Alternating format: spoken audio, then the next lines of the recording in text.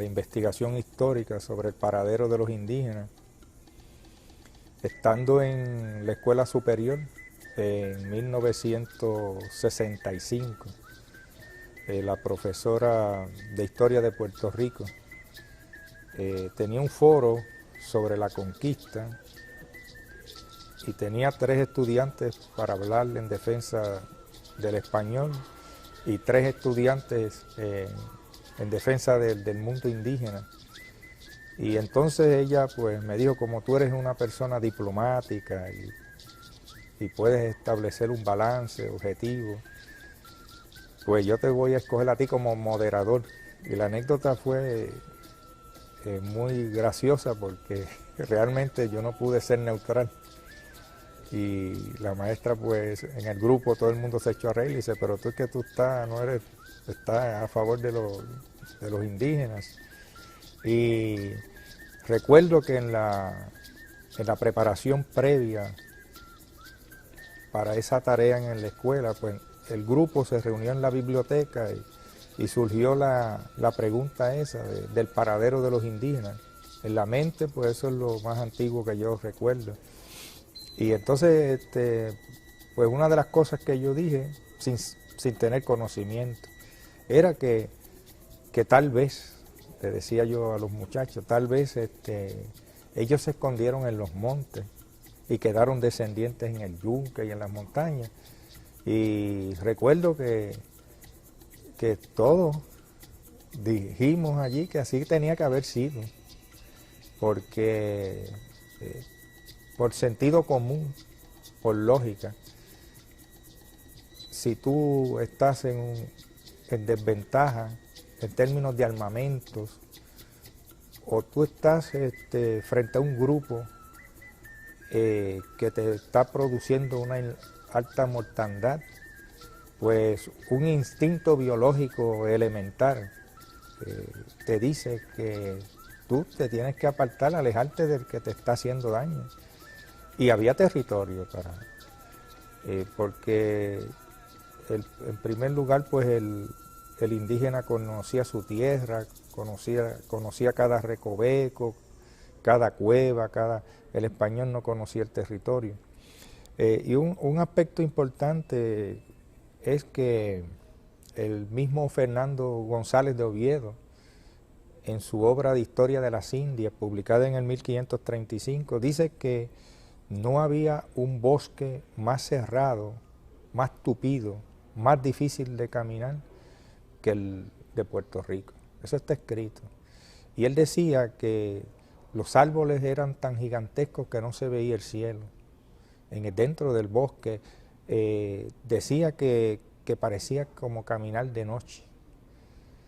Esa descripción importante de un cronista nos dice que realmente había unas condiciones para que el indio desapareciera, pero desapareciera ante los ojos del conquistador, que no los podía ver porque ellos no querían que los vieran. Están buscando protección. De modo que es difícil de aceptar que ocurrió una total extinción, que desaparecieron del mapa. Y yo quiero aclarar que realmente los que planteamos que sí hubo una sobrevivencia indígena, no estamos haciendo una apología ni una defensa a la conquista. Yo parto de la premisa y acepto que fue una barbarie, hubo una alta mortandad, ocurrieron unas situaciones adversas por las epidemias que traen, tanto los españoles como los africanos, porque el sistema inmunológico del indígena pues no estaba preparado para esas enfermedades. En ese sentido, lo que ocurrió también fue una guerra bacteriológica. Entran unas bacterias que ellos no tienen unas defensas. Por otro lado, el maltrato, las altas horas trabajando, la explotación, el saqueo, la mala alimentación. Pienso que uno de los factores que yo he mencionado también tiene que haber sido el cambio de la dieta, porque realmente tratar de imponerle la carne de cerdo o de res a unas personas que nunca habían comido ese alimento, tiene que haber sido nocivo. Y en la investigación que yo he realizado desde el punto de vista médico, todavía en el siglo XIX, el jíbaro no comía carne como nos lo han hecho creer. Él comía así pescado, guábara, comía verdura, pero la carne de cerdo pues realmente no. De modo que lo que estamos planteando aquí es que sí se dieron una serie de factores que, unidos a la guerra de liberación, pues provocaron una mortandad grande. Lo que yo he planteado a través de más de 35 años es que aún aceptando todos esos factores, la sobrevivencia indígena se dio, porque lo que ocurrió fue una disminución en las cifras, pero no una desaparición total. Y lo que hemos hecho a lo largo de estos años es hacer una lectura y relectura de las fuentes españolas y, por otro lado, buscar las sobrevivencias que hay desde el punto de vista histórico, desde el punto de vista documental, porque hay que usar los documentos porque la academia exige a los historiadores que se vaya a los archivos, que se busque la prueba. Y en ese sentido, pues, me siento orgulloso que yo he sido el primer historiador que ha presentado una tesis a nivel de doctorado en todo el Caribe, en las universidades del Caribe, cuestionando la tesis y la versión del exterminio. Me la aprobaron en el Centro de Estudios Avanzados de Puerto Rico y el Caribe con un jurado que no creía en lo que yo estaba defendiendo. Que eso pues realmente para mí fue lo mejor que pudo haber pasado, porque si hubiesen estado a favor de mis ideas, pues eso no me lo hubiese disfrutado como me la disfruté, esa aprobación de esa tesis. Te planteaba, en realidad, después de ver ese conjunto de fuentes para cumplir con los requisitos de la academia, pues desde las primeras lecturas pues yo estaba convencido de que sí hubo una sobrevivencia. Llegué a la conclusión en los primeros años de investigación que realmente los que habían exterminado a los indios pues fueron los mismos historiadores. Los historiadores enterraron a los indios. Y te voy a explicar por qué. Una de las críticas fuertes que yo pues le he presentado a los historiadores que defienden la tesis del exterminio, pues es que tomaron al pie de la letra cada cosa que dijo el conquistador sin hacerle una crítica al texto que están leyendo. Ese es uno de los graves problemas. O sea, tú no puedes coger un texto que te dice una cosa y pasarlo sin tú evaluarlo, juzgarlo, criticarlo. Y ese fue el gran error. Pero lo sorprendente de la investigación es que yo reuní todo lo que se había publicado del tema desde 1854 hasta principios del 2001-2002, por ahí aproximadamente. O sea que tomé alrededor de 150 años que tenemos de historiografía puertorriqueña. Cuando yo hablo de historiografía puertorriqueña es de la historiografía que se separa de la historia colonial, porque los primeros libros pues fueron escritos por los españoles. O sea que la historiografía puertorriqueña es joven, prácticamente se inaugura con la Biblioteca Histórica de Alejandro Tapiz Rivera en el 1854. Es decir, que por primera vez los puertorriqueños empiezan a escribir su historia, no los españoles, porque antes lo escribían los curas, historiadores españoles, y eso es importante para tenerlo en el contexto. Examiné alrededor de 600 libros y artículos ensayos que tenían que ver con este tema, buscando qué había dicho cada persona, escritores, historiadores. Para mi sorpresa, en proporción de 7-3. O sea, de cada 10 escritores, el 70% apoyaba la sobrevivencia indígena. O sea, la mayoría de los historiadores apoyaron la sobrevivencia indígena. Pero eso fue hasta 1948. Eso fue, yo me sorprendí, yo no sabía, yo decía, ¿qué es esto? ¿Qué es lo que yo he encontrado aquí?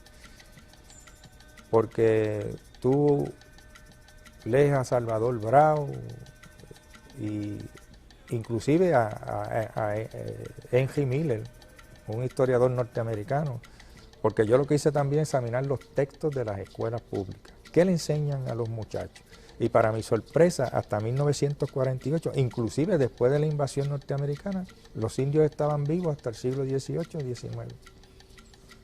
Entonces, ¿qué pasó? Es la gran interrogante, porque coincide con la aparición del Estado Libre Asociado. En el 52 hay un cambio en la escuela y el indio desaparece. Lo desaparecen de los libros y la versión es que fueron exterminados. O sea que eso, ahora estoy haciendo un estudio de las causas de por qué ese cambio. ¿Fue político?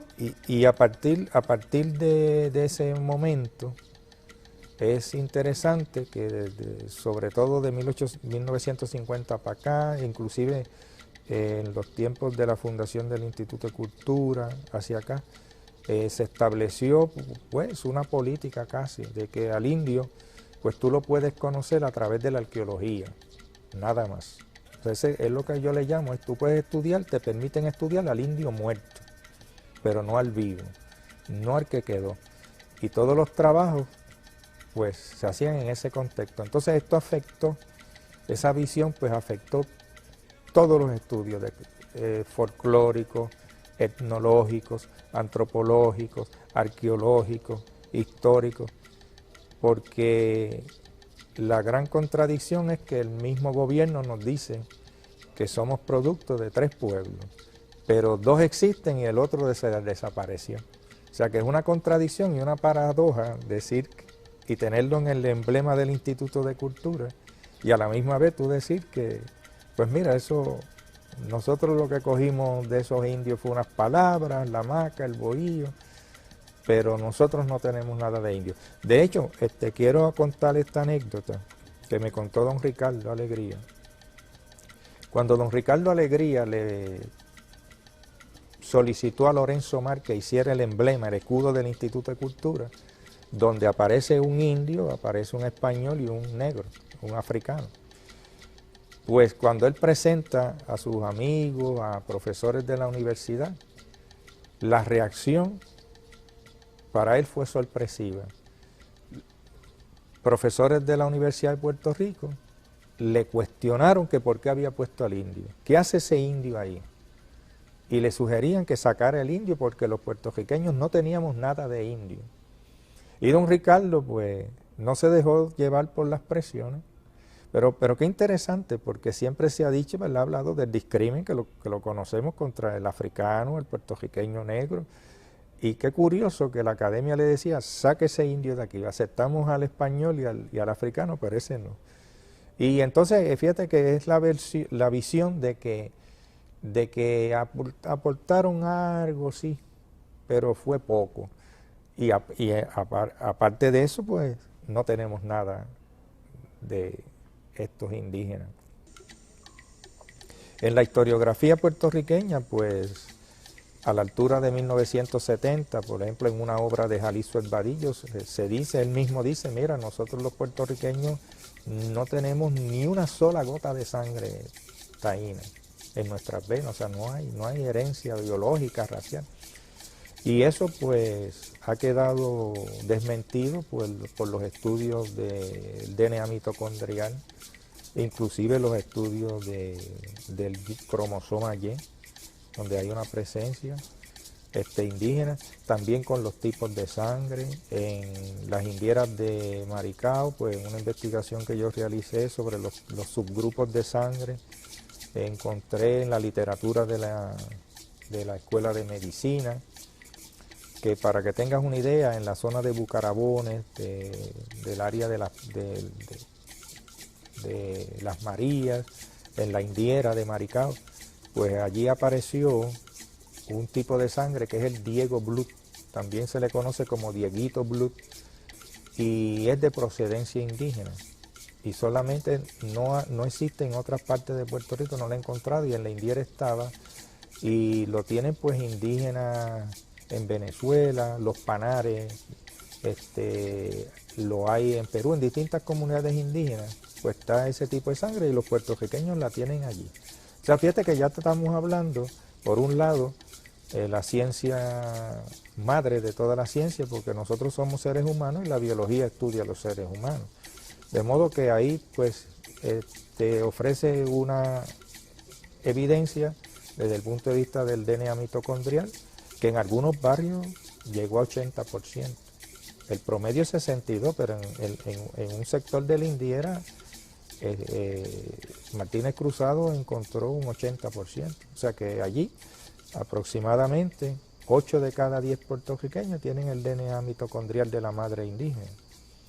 Y por otro lado, el hallazgo del tipo de sangre del Diego Blood pues es importante. Aparte de eso, el diente de pala, todas las características físicas. A fines de la década de 1940, el doctor Ricardo Alegría realizó un estudio sobre el diente de pala y encontró que más del 36% de los estudiantes tenían el diente de pala, en un momento en que el jíbaro no había entrado a la universidad. Los sectores que entraban a la universidad eran de la clase alta, lo que llaman clase media, sectores y de zonas urbanas. Muy pocos había de la zona de los campos. Y yo he examinado pues los programas, las fotos de los estudiantes y no hay jíbaro. Ni el negro ni se diga. En el 1927 pues habían 2 negros estudiando en la universidad, 2 puertorriqueños negros. De modo que si ese estudio del diente de pala se hubiese realizado a nivel de toda la zona del país, pues el porciento hubiese sido más alto. Pues ya desde el punto de vista biológico no pueden decir que el puertorriqueño no tiene nada. Vamos entonces a los aspectos de la investigación histórica, documental. Pues entonces volviendo a la temática histórica, porque vamos luego a entrar en los aspectos de la cultura, porque es importante el aspecto del documento histórico, porque ahí es que está el meollo del asunto, porque la academia exige evidencia histórica, que demuestre que ellos después de 1550 lograron sobrevivir, por eso es que quiero enfatizar. El segundo hallazgo grande de mi investigación, de esa tesis que yo hice, fue que los que defienden la tesis del exterminio son todos historiadores, pero los que han defendido la tesis de la supervivencia indígena es un grupo interdisciplinario que ha contado con historiadores, etnólogos, antropólogos, periodistas, han contado con el apoyo de un genetista, de un biólogo, especialistas en la cultura, trabajadores de la cultura, o sea, un aspecto bien masivo, bien amplio. Vamos entonces al aspecto de los documentos.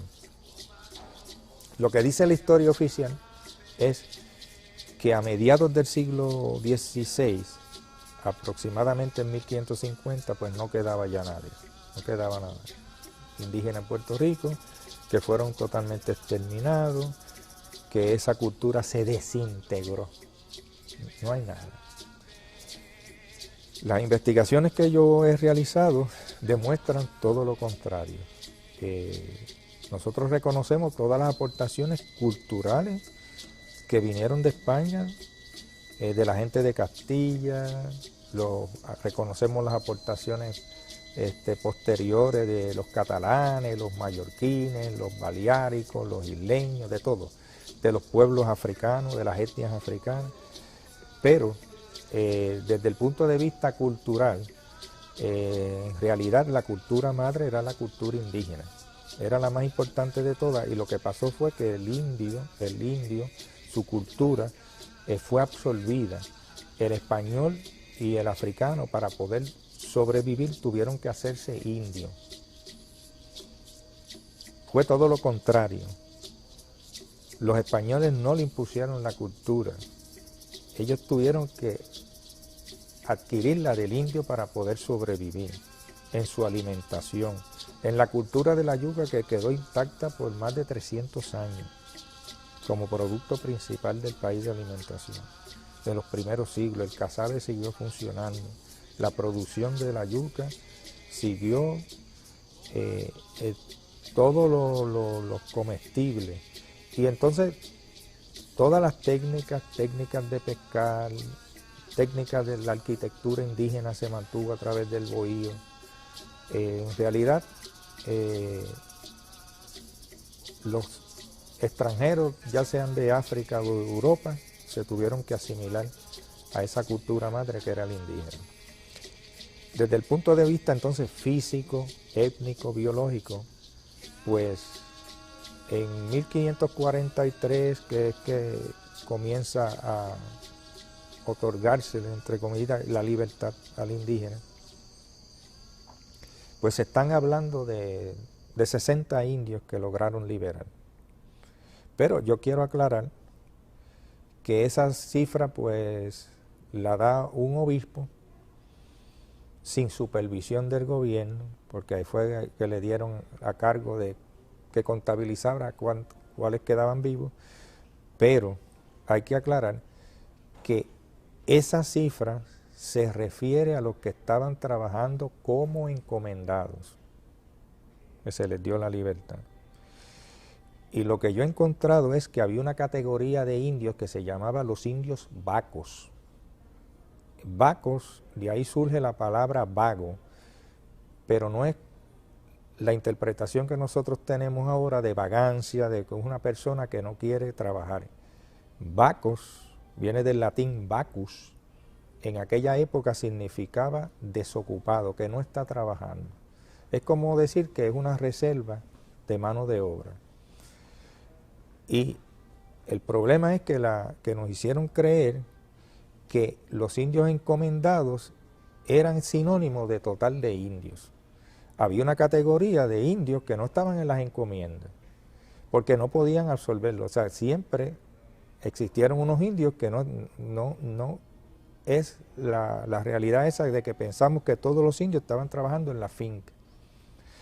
Por otro lado, hay otras categorías donde ellos estaban invisibles, porque estaban integrados como pajes en las iglesias, estaban en calidad de ya hombres libres, estaban también no contabilizaban a las mujeres. O sea que realmente pues podemos verlo en el supuesto censo de 1531. O sea que realmente pues en esas contabilidades no entraban los hijos, no entraban los ancianos, no entraban las personas que no estaban en las encomiendas. O sea que las cifras que estaban ofreciendo pues realmente no retrataba la realidad. Por otro lado, hay un fenómeno que no se ha tomado en cuenta. Aún en el caso de que ese español se cruza con una india, ese hijo es mestizo, pero sigue siendo indio, porque su relación directa mayormente es con la madre, que es la que le enseña la cultura, las tradiciones. O sea que desde el punto de vista de conciencia e identidad no se va a identificar con uno que vino a hacerle daño, con uno que violó a su mamá, con uno que la tomó a la fuerza. Jamás a ese hombre lo va a odiar, es su madre. O sea, fíjense que son cosas que nosotros no nos hemos puesto a estudiar, porque ni siquiera los historiadores han hecho un análisis de la sexualidad en la conquista, cómo fue eso. O sea, eso fue una realidad cruda. Por otro lado, ocurrieron una serie de sucesos que ayudaron y contribuyeron a la supervivencia indígena.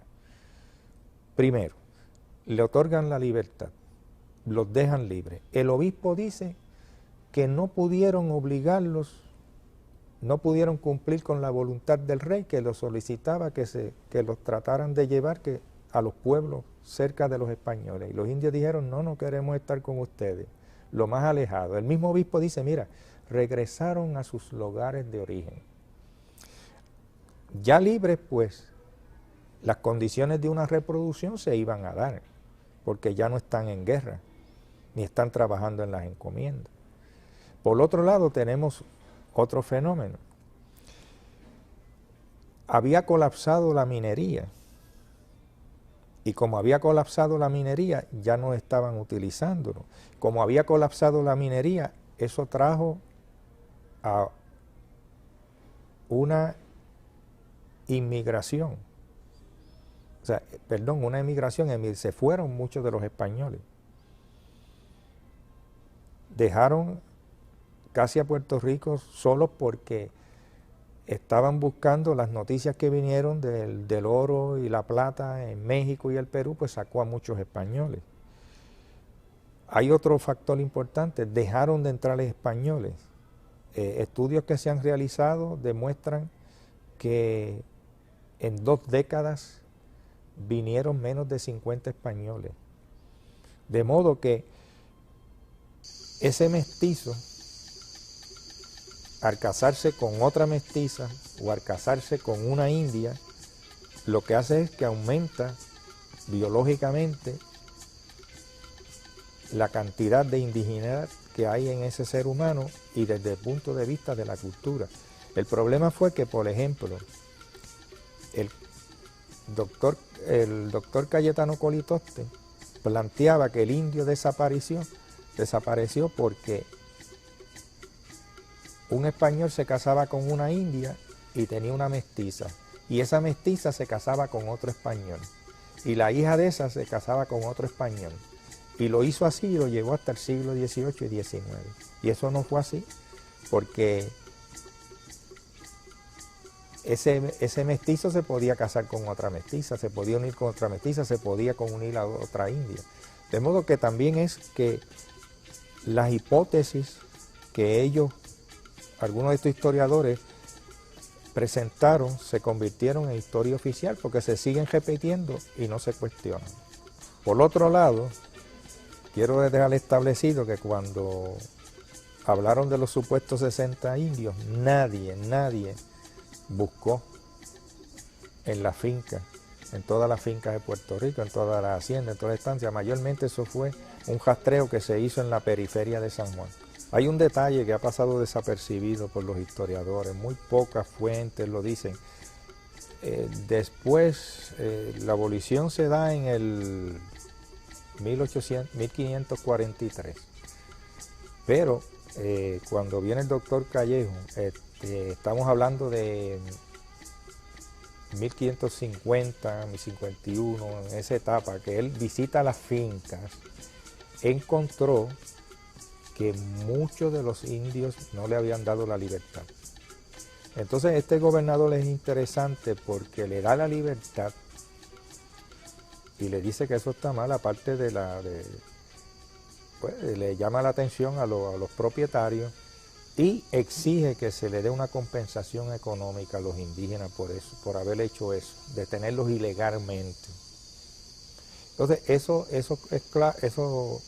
indios encomendados pues regresan, integran a la comunidad de los que están libres.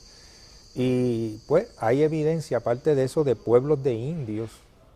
Hay un pueblo de indios libres que se estableció en el Toa, que ya eso es desde los tiempos de 1520, de esa década, que eran de los encomendados con el rey. Y ya a la altura de 1569, 1570, pues lo más importante que hay que destacar es que luego de la libertad de los 60 indios, unos años después, 7, 8 años después, el gobernador español que llega hace una inspección y encuentra que hay indios encomendados o trabajando en las haciendas a las cuales no se le ha dado la libertad.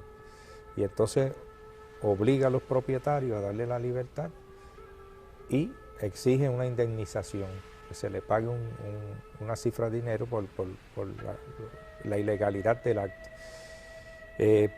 Para esta fecha en que supuestamente aparecen los 60 indios, hay una fuente que tampoco se toma en consideración, y es que en una de las visitas del obispo a la isla de Mona encuentra que allí hay una comunidad de indios. Hay un pueblo de indios que vive libre, inclusive, para su sorpresa, encuentra que hay una iglesia, pero que el que está a cargo de esa iglesia es un indio. Imagínese usted qué misa daría ese indio allí.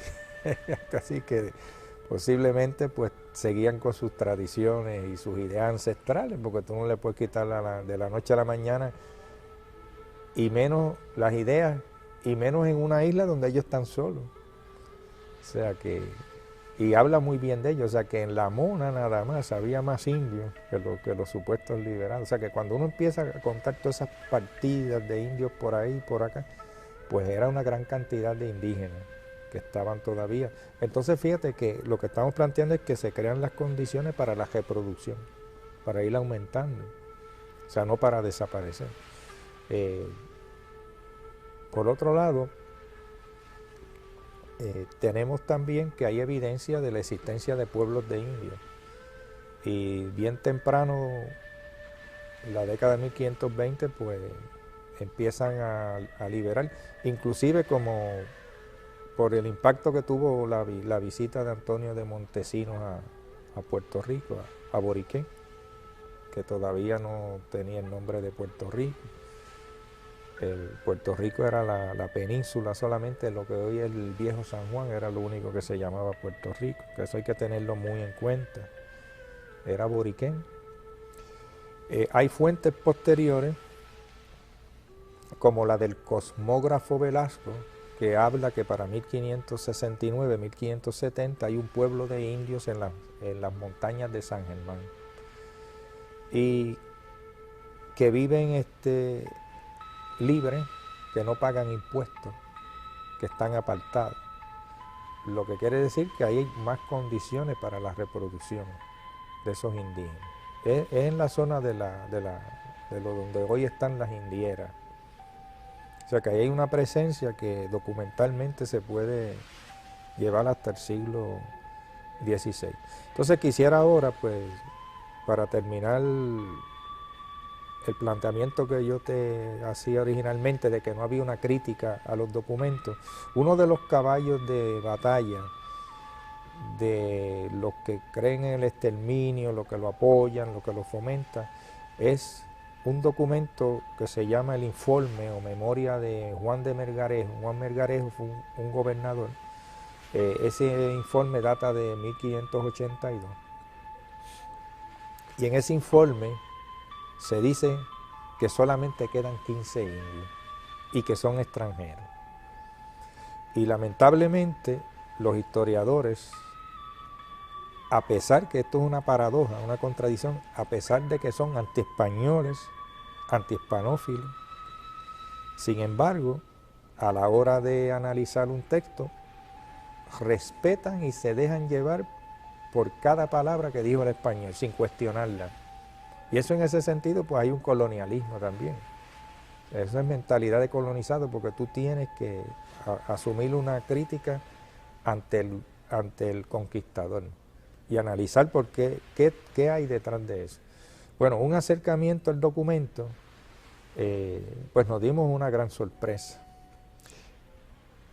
El informe se lo exige el rey y es muy voluminoso.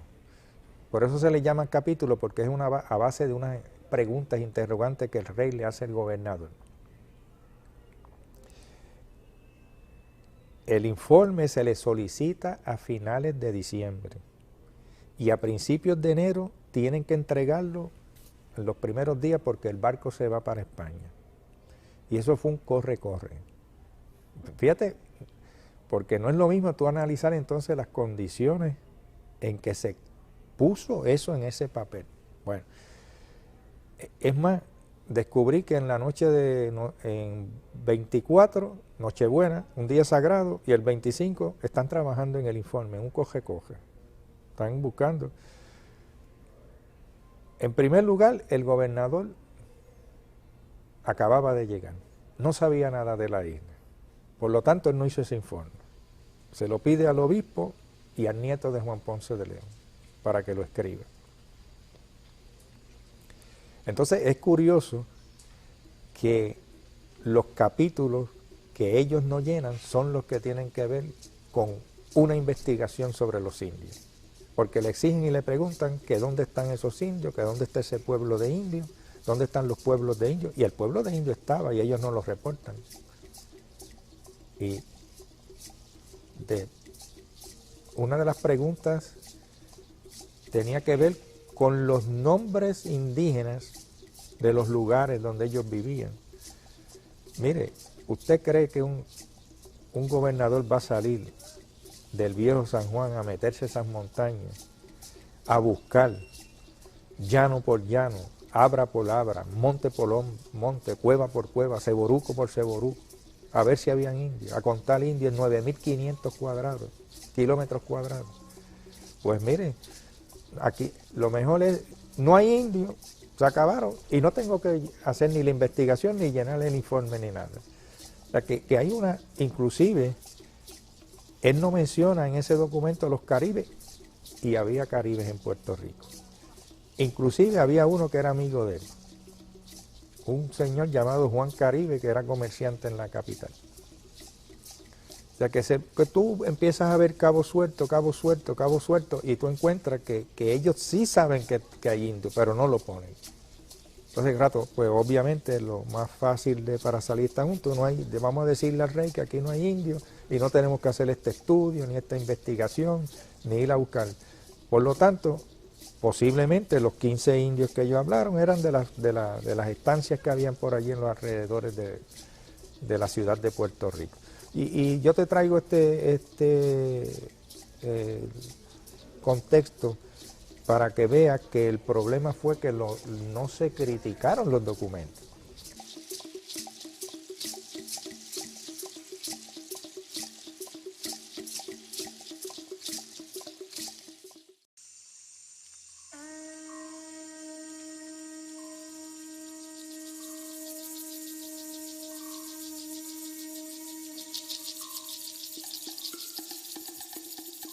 Pues ese ha sido el gran problema. Ese ha sido el gran problema, que hay unos historiadores que no han cuestionado las fuentes indígenas. Hemos visto ahí en síntesis todos los problemas relacionados con el documento que ellos equivale al acta de defunción de los indígenas, la memoria de Melgarejo. Entonces te la citan, pero no te critican, ni le dicen al estudiante en el contexto que eso surgió.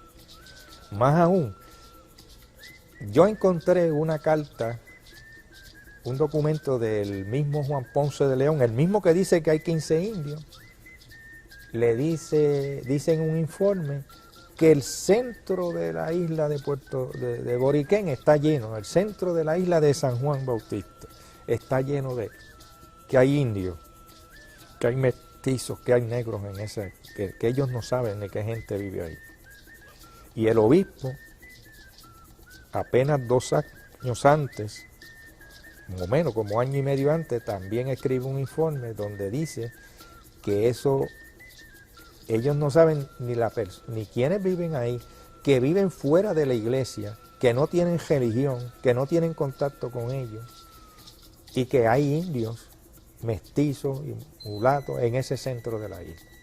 De modo que, ¿cómo es posible que si los mismos que informan a Juan de Melgarejo que solamente quedan 15 indios de tierra firme, que no son de aquí, a la misma vez digan año y medio atrás que eso está lleno de indios en el centro de la isla? Pero para terminar este tema, una fuente contundente es la de Antonio Herrera en 1601, que dice que todos los indios de Puerto Rico viven en las sierras de San Germán, donde ahí tienen los conucos, las fincas, De modo que para no seguir presentando evidencia, yo creo que con esto es suficiente para dejar establecido que no se extinguieron después de 1550. Hay evidencia de que sí, que esos indios estaban por ahí. Nosotros no negamos que fueron traídos otros indios de otras partes. Inclusive aquí a Puerto Rico se trajeron indios mayas y indios caribes, y se trajeron inclusive indios en el siglo XVIII a trabajar. Pero es curioso que siempre en los documentos hay, tanto de la iglesia, aparecen identificaciones de indios naturales e indios extranjeros. O sea que las mismas autoridades sabían diferenciar. Inclusive, pues, un dato muy poco conocido es un estudio que hizo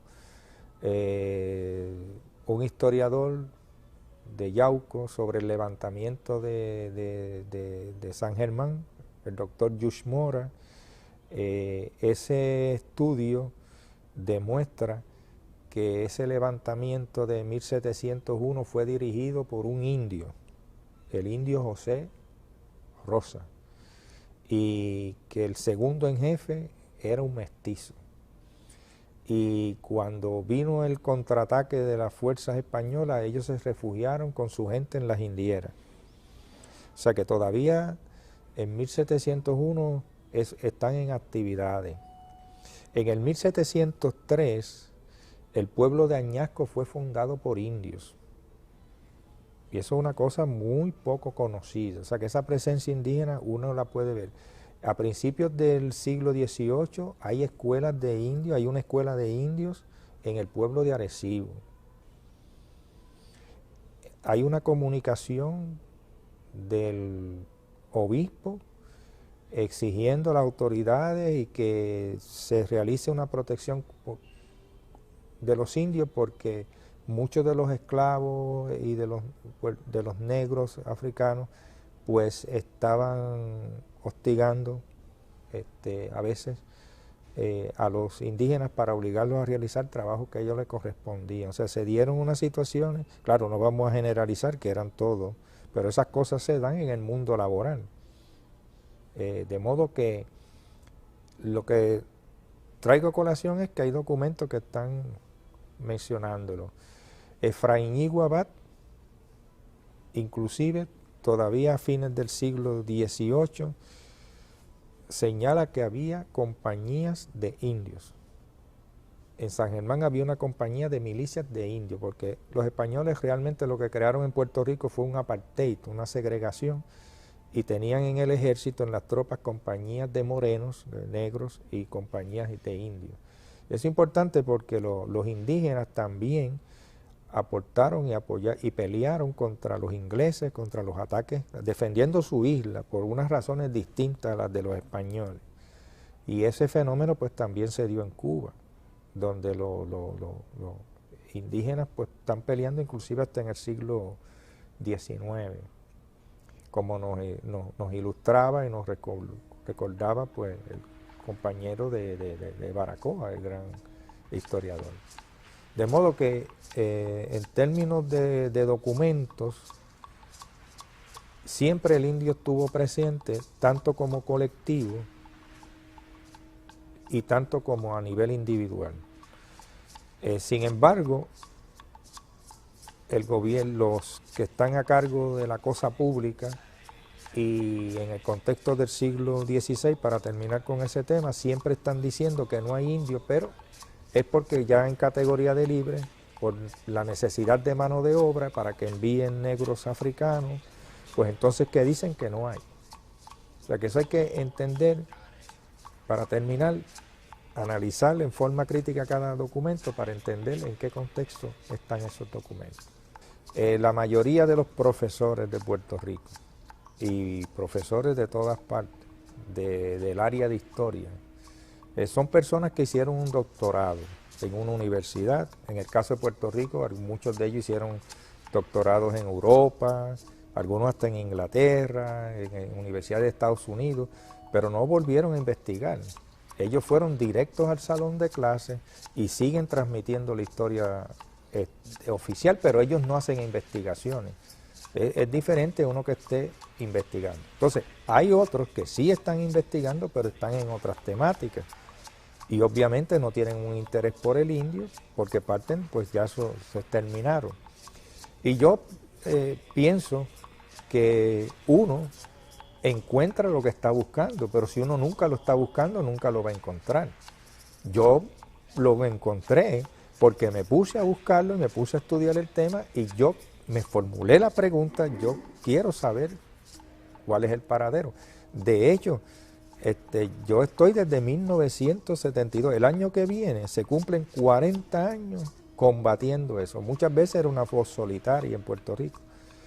El Nuevo Día, el principal periódico de Puerto Rico, en el 1977 presentó mis ideas y la academia me cayó encima. ¿Y cuál fue el título del trabajo? ¿Dónde están nuestros indios? Preguntaba yo, ¿dónde están nuestros indios? Y le hice una crítica a la teoría del exterminio. De modo que fíjate que yo me formulo esa pregunta y realizo la investigación. Pero si tú no estás buscando una cosa, bueno, se le llama casualidad encontrar algo que tú no estás buscando. O sea que, fíjate, hay una serie de problemas. Aparte de eso, pues tú repites y repites. Pues ahora tú has podido observar, entender la cantidad de factores que hay para cómo una academia sigue en esa versión, apoyando esa versión.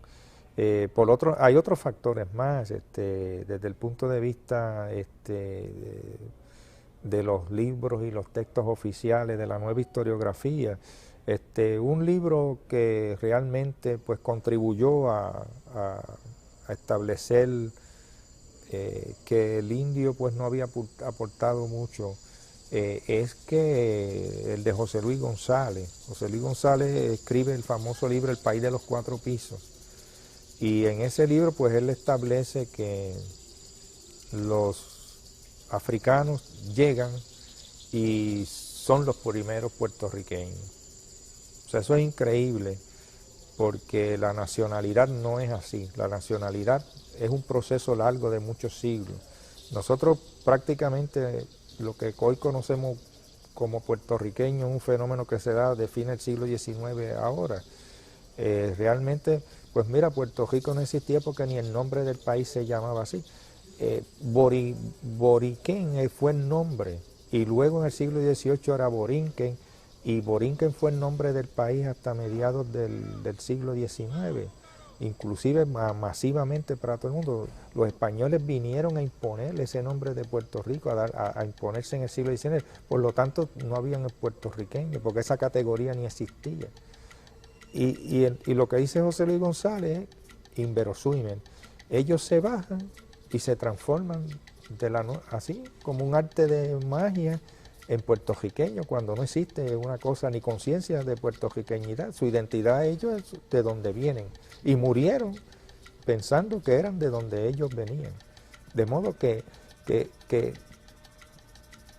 lo otro es que José Luis González establece la historia de Puerto Rico en pisos y no le dio ni medio piso a los indígenas. O sea, aparte de que se exterminaron. Y ese libro pues tuvo mucho impacto en la academia, y en cierta manera lo que hizo fue fortalecer la tesis del exterminio o la no importancia. Ahora, claro, yo no quiero, ¿verdad?, que se malinterprete. José Luis González es un gran escritor y el libro es bueno, porque para mí una de las grandes aportaciones del libro es que nos hizo tomar conciencia a mucha gente de la importancia y aportación del negro, y reivindicó al negro y la gran aportación del esclavo, y todo eso está bien, ahí estamos totalmente de acuerdo, pero no a costa de eliminar al otro.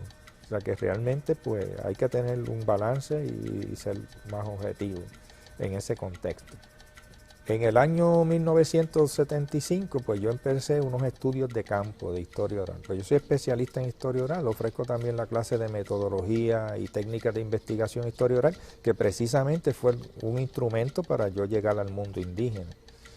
Y yo pues estaba usando la historia oral inclusive la primera vez que la utilicé fue en el año 64, 65, cuando estaba en la escuela, que hice mi primer libro sobre la historia de mi familia. Y luego pues la utilicé en una investigación sobre los puertorriqueños en Corea, la utilicé en el 74, que fue mi primer trabajo de historia oral sobre Albizu Campos, hablan sobre Albizu, anécdotas de Don Pedro, de modo que había realizado trabajo, pero nunca yo había realizado un trabajo de campo, ir a unas comunidades. Yo entrevisté alrededor de poco más de 150 ancianos de más de 75 años de edad, muchos de ellos 90, entrevisté uno de 117, 114, en el pueblo de Ciales, en los 8 barrios y en la periferia.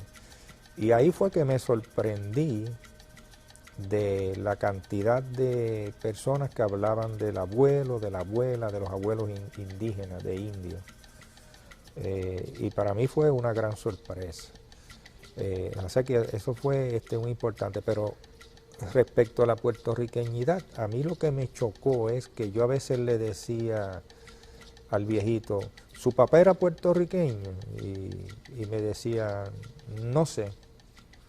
¿Y dónde nació? Y dice, pues nació en Pozas de Ciales. Y yo decía, pero ¿qué es esto? ¿Cómo si nació en Pozas o era no es puertorriqueño? Porque es que todavía la conciencia, como estaban llegando gente de todos lados, y abuelos de todos lados, y había una identidad y de mallorquines y de los isleños. Bueno, yo he calculado que todavía en los años 1920, aquí en Puerto Rico tenía que haber cientos de miles de personas con esas identidades confusas o todavía con identidades sintiéndose isleños. Mi papá tiene 94 años y él se siente isleño. Su abuela era de Islas Canarias. Y yo pues no puedo criticar eso porque yo al principio decía, pues mi papá es un traidor o un vendepatria, pero después yo me puse a analizar y yo dije, pero si es que los puertorriqueños en Nueva York, en Chicago, en todos lados, no nacen en su tierra, algunos de ellos son nietos y siguen diciendo que son puertorriqueños. Pues yo tanto, pues mira mi papá, pues que si se siente eso, pues que él escoja lo que quiere ser. Porque dicen, por eso yo digo que la escuela mexicana que planteó, mira, es indio el que se siente indio. Tú no puedes venirle a imponer ningún estado, ningún gobierno, ningún obispo, ningún gobernador a decir, mira, tú eres, que eso era lo que pasaba. Tú no eres esto, tú eres esto, tú eres pardo. Ah, no, como hizo Toribio Monte, el gobernador Toribio Monte, cuando aparecieron 3.500 indios en un censo de entre Yauco y San Germán. Y entonces, ¿qué hizo el gobernador? Y eso, que no se había contado el centro de la isla. Ciales se fundó en el 1820, Morovi en el 1818. O sea, que todos esos pueblos no se habían fundado. ¿Cuántos indios habrían ahí metidos en esas montañas? Que según la historia oral había muchos. De modo que quien decidía era el Estado, porque nunca le preguntaron a la gente. Realmente, entonces, volvemos a la identidad del puertorriqueño. Fíjate que fue en un proceso prolongado que se dio hasta configurarse y afirmarse a través de una cultura, de unos elementos, de que el mismo Estado, pues todos los estados nacionales fomentan que se avive ese sentimiento de venezolano, de colombiano, porque es lo que los une a todos, a ese Estado nacional. Y ese fenómeno pues se vino a consolidar en el siglo XX. Por lo tanto, miles y miles de personas morían sin esa conciencia puertorriqueña. Cuando yo entrevistaba a los puertorriqueños negros, pues me llevé esa sorpresa también. Ellos lo que te hablaban era de ser angolo, yoruba, inclusive de las divisiones entre ellos. Es sorprendente. Una señora de Humacao a mí por poco me da un infarto. Y me dijo, yo no me quería casarse con ese negro. Ella me dice, una puertorriqueña negro. ¿Y por qué? Porque era angolo. Y entonces ahí me explicó. O sea, que fíjate que eso no se había estudiado. O sea, nosotros tenemos ese problema que creemos que las cosas son estáticas en el tiempo, que no evolucionan, los conceptos cambian. Y se dio pues ese fenómeno y yo me metí en ese mundo de la identidad a través de la historia oral, de hablando con ellos, preguntándole a ellos. Y entonces ahí afloraba el sentimiento de ellos. En el año 2000 o 2001, yo le preguntaba a un viejito de Lajas, ¿y su papá qué era? Y me dice, español. ¿Y dónde nació? Aquí en Lajas. ¿Y por qué usted dice? Porque él era español. Y el papá, su abuelo, y me decía español. ¿Y dónde nació? En Lajas. Y cuando vino, el bisabuelo era el que era español. Pero ellos se sentían españoles. ¿Y sabes por qué? Porque para ellos esa casta era una provincia de España. O sea que no había una conciencia de nación puertorriqueña.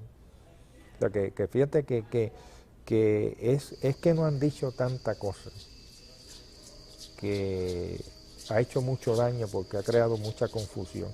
Y no es daño porque algunas personas piensan, mira Delgado, no hables de eso, porque divide, porque eso. Si no es que divida, es que tú tienes que al contrario, eso es lo que te da a ti más reafirmación porque tú te enteras de lo doloroso que fue ese proceso para tú lograr la identidad. Que eso no fue así que mira, tú naciste puertorriqueño, es un proceso de siglos donde tu gente ha sufrido, ha sido perseguida, ha sido marginada, ha sido negada, ha sido bojado. El indio pues lo hicieron invisible, de todo, lo perseguían después de muerto. Por ejemplo, esa acusación que le hacen en Puerto Rico, esos fueron unos locos allá de Nueva York, esos de los New Yorkers que vinieron con ese cuento. Pues fíjate que uno de los argumentos que yo he escuchado sobre el movimiento taíno es que alegan que eso es producto de Nueva York y de los New Yorkers. Algunos yo lo he escuchado diciendo que pues, es por complejo, que están buscando una identidad perdida. Tú ya has escuchado de todo. Es interesante, pero eso no es verdad, eso no es cierto. Esa identidad y esa búsqueda yo la encontré en la historia oral. Y lo que pasó fue que, sobre todo a partir de la invasión,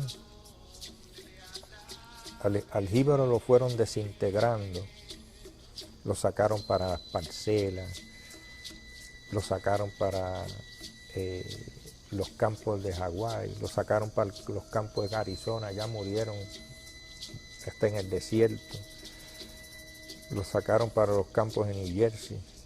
El jíbaro desde 1899 empieza a salir masivamente. Por otro lado, la gran concentración de lo que se llamaba la casta indígena dentro del elemento jíbaro, porque el indígena viene del jíbaro en su origen, porque el jíbaro fue evolucionando también el concepto hasta terminar, o sea, originalmente era el indio jíbaro, ¿no? Pero termina en el concepto de que es un campesino, de que vive en la zona rural, que es del campo. Jíbaro es persona del campo, pero eso es ahora. Por eso es que uno tiene que estudiar la etimología de las palabras, el origen, qué significaba jíbaro en el siglo XVIII. Y ese jíbaro pues fue el que sacaron en esas emigraciones agrícolas, la gran emigración del 40 y los años 50, y para mi sorpresa yo entrevisté una viejita de Vega Baja,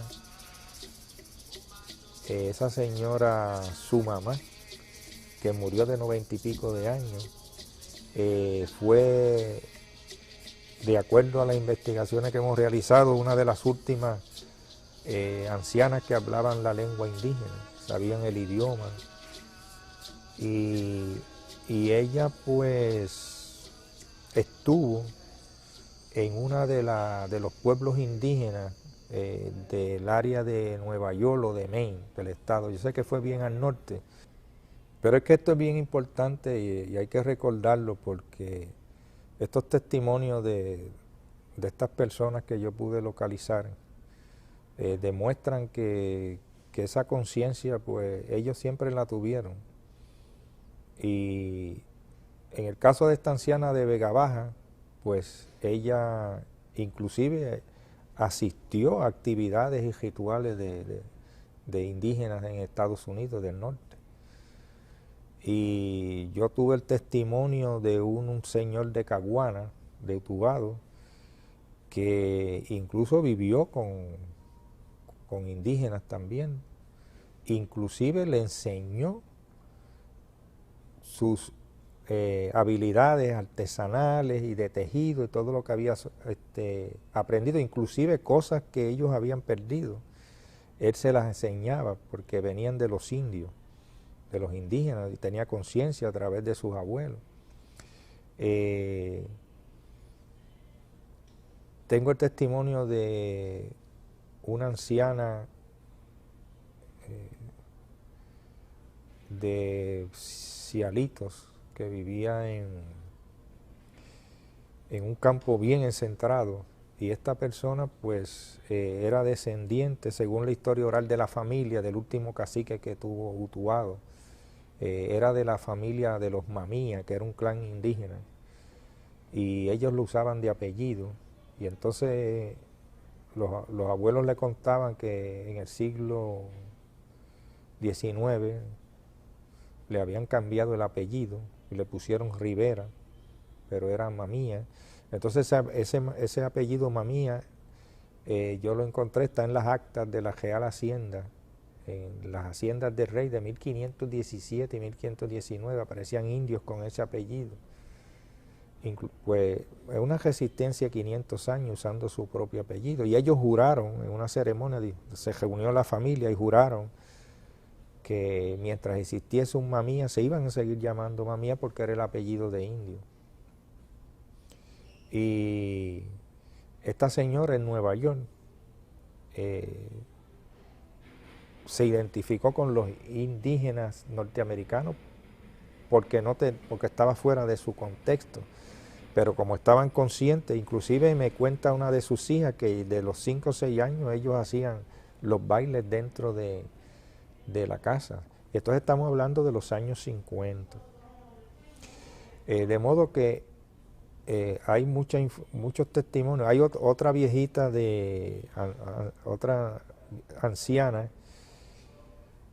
practicaba los rituales indígenas y las ceremonias indígenas en apartamentos de Nueva York a fines de los 40 y en los años 50. Y todavía, es más, todavía en los años 60 los practicaba con más de 80, 90 años. Y a mí me describieron ese ritual de 22 pasos, ahí, porque una de sus nietas se lo memorizó porque siempre se quedaba en una esquinita viendo a su abuela.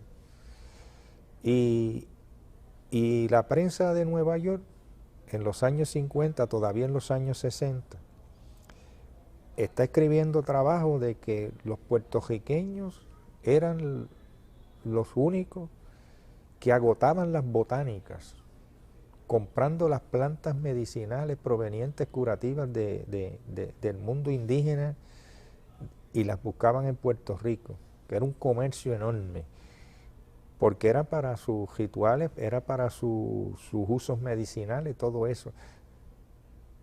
De modo que nosotros no podemos decir que esto fue de antier. Hay una historia que no se conoce. A principios de los años 1970, un grupo de una familia Torres de Orocovi, que en las tradiciones orales ellos se llamaban originalmente los Guara, los indios Guara. Hay otra versión, hay otra que estaban emparentados con los vejíos, que también usaban los huácaras, que también pues, todavía se usa el año de las huácaras. Esas personas visitaron el Instituto de Cultura en el 1971 sobre 72 para decir que ellos se sentían indígenas y que eran descendientes y a ver si se podía hacer algo. Y eso es más que una evidencia de que hay unas intentonas, de que hay unas cosas. A nivel de conciencia, pues tengo muchos testimonios así. De modo que plantear de que eso fue en el 80 y pico, que tuvieron contacto con unos indígenas norteamericanos y que decidieron y que de ahí llevan unos proyectos a Puerto Rico, como la génesis de todo eso, no es cierto. Esto es una cosa que se remonta mucho atrás y que hay evidencia de esas actividades. Bueno, realmente pues es lamentable, pero en realidad, en el fondo, pues hay algo de la cultura nuestra, el comportamiento de los puertorriqueños, de estar siempre en esa guerra civil, en esas divisiones. García Márquez pues dice que, medio en broma, de que un puertorriqueño basta para que estén varios en una mesa y todos tienen opiniones distintas y empiezan. Es lamentable porque eso ha pasado inclusive en el movimiento independentista y proyectos bonitos, ideas bonitas y entonces lamentablemente se caen en personalismo, en ego, en situaciones, pero también pues en el fondo hay algo de esa cultura colonial nuestra, de la guerra civil permanente que tenemos, pero también por otro lado podemos percibir que hay unas cosas como que son raras, como que vienen de afuera para dividir, porque eso también se ha hecho en Puerto Rico mucho. Cada vez que hay proyectos, pues a veces los infiltran o tratan de desviarlo. Le ponen cosas para hacerle tentaciones y sacarlo, desvirtuarlo. Pero desde el punto de vista político, cuando surge todo esto, pues uno de los primeros trabajos que se hizo de investigación fue en el Centro de Estudios Avanzados de Puerto Rico del Caribe, y fueron a entrevistarme a casa sobre ese particular. Y sin lugar a dudas, lo que yo pude recoger de distintos sectores políticos de la academia era que había un temor grande a usar el concepto de nación. Nación taína fue porque yo sé que la reacción hubiese sido diferente y sería diferente, por ejemplo, si dicen pueblo taíno, organización taína, pero lo que pasa es que como la nación es una carga tan fuerte y los estados no quieren divisiones de esa naturaleza, ni que estén reclamando cosas, ni menos tierras, ni derechos, ni nada, dentro de unos supuestos ciudadanos que todos son iguales y los cobija una constitución. Es como decir, mira, esta gente se nos quiere salir fuera de la tutoría y control de nosotros, y nos quieren salirse fuera de la Carta Magna, que es la constitución, y hacerlo, imagínate, ir a Naciones Unidas, hacer reclamos. Y es una situación de un problema que se ha planteado a nivel de la globalización. Y por ahí es que también va la cosa, lo que hemos podido observar, inclusive en el mismo movimiento independentista. ¿Cómo van a hablarle? Imagínate tú, eso lo que hace es dividir, es una nación dentro de una nación, eso no existe, eso no puede ser. Porque entonces ahí viene la persecución, porque el planteamiento de que el elemento indígena se le sigue persiguiendo siempre es que a los demás se le toleran. O sea, todos pueden hacer sus actividades, todos los grupos.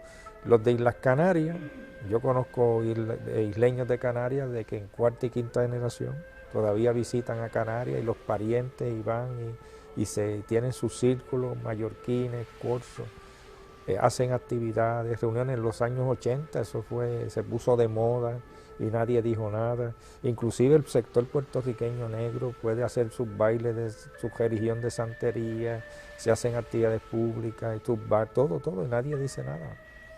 Pero entonces el indígena o el que trate de hacer algo, ni siquiera en representación, ni siquiera eso, le dicen que es ridículo. O sea, que es una cosa que es histórica. Eso es como yo digo, es perseguir al indio hasta después de muerto, después de que entienden ellos que se exterminaron. Pues mira, cualquier cosa que vaya a brotar, o de semilla, de ideología, de tenerlo en la memoria como una identidad, pues realmente no es permitido. Yo tengo de taíno, todavía no he podido decir, pero lo podemos definir de distintas maneras, pero obviamente, como decíamos Correger, todos somos taínos, y los taínos están en todas partes porque es la esencia de nuestro pueblo, es la primera raíz. O sea, nosotros tenemos esa primera raíz, y esa tierra fíjate que es un problema de uno establecer. Yo puedo hacer como hice yo hice una genealogía, y yo tengo 9 tatarabuelos de Islas Canarias.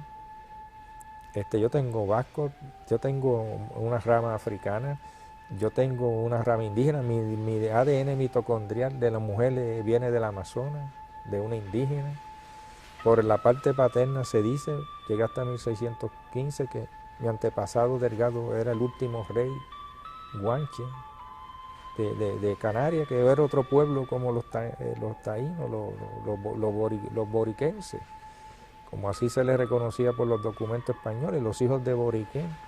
Y realmente están todos ahí, pero la primera raíz es la indígena. Es la base. Esa primera Eva mía vale más que todas las demás, porque eran los dueños de esa tierra. Y entonces es una contradicción, pues, en cierta manera, criticar esa conquista y a la misma vez no identificarse con lo que sufrieron por esa conquista y sentirla propia y sentir, mira, porque es una cosa que se lleva adentro, que se lleva en el corazón, en el alma, el espíritu. Tú sabes, es la primera raíz. Yo entrevisté una de las... Ella se identifica, dice, personas que hacen la obra espiritual. Ella se identifica, mira, yo no quiero que me llamen espiritista ni curandera, yo hago una obra espiritual. Yo la entrevisto. Ella tiene todos los elementos ahí, ¿están? Y mira, y me dice, mira, no sé si viste cuando entraste, una de las protectoras aquí, una esclava, y me hace la historia, una esclava aquí que del siglo tal, que vino de Haití, que es cierto. Y entonces están todos los elementos. Y está el indio. Y cuando yo le pregunté, ¿por qué el indio está en el centro? Que ella me dice, porque eso es lo más importante. Ese es el que tiene aquí más poder, porque esos eran los dueños de esta tierra. Nosotros, los demás llegaron después, ¿no? Bueno, fíjese que es una concepción, obviamente, unos llamados indios llegaron primero y otros después, pero en términos históricos y de pertenencia y de todo eso, pues se siente esa identificación con esa primera raíz. Ese mismo problema, pues, se ha discutido allá en Canarias con los guanches. Allá hubo un movimiento de rescatar todos los elementos guanches que habían sido aplastados, silenciados, olvidados, y inclusive aparecieron los libros de los nombres de los guanches y personas anotándole sus nombres, poniéndole los nombres a los hijos. Y todo eso, fíjate que son unos elementos psicológicos de identidad.